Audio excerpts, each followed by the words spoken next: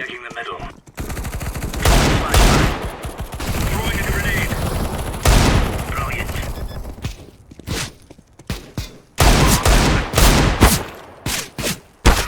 Takes 2 left. Defusing. Bomb has been defused. Counter-terrorist.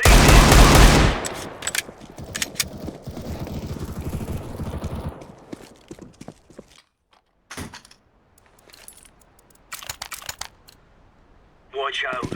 These boys have got a bit of an arsenal and they don't mind using it.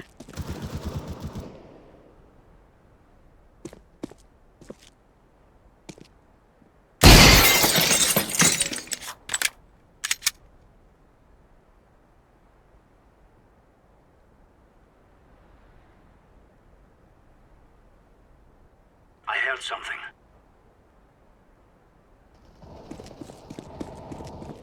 Watch out. Bomb Sniper. has been planted.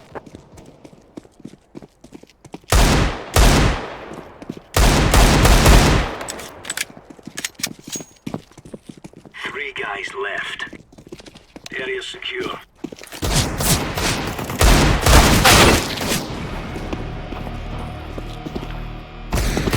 Terrorists win.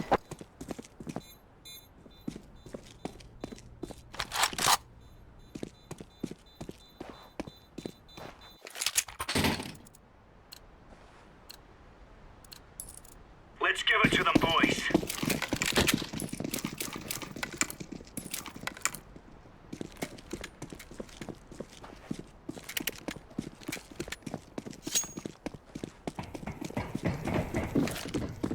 Laying down smoke.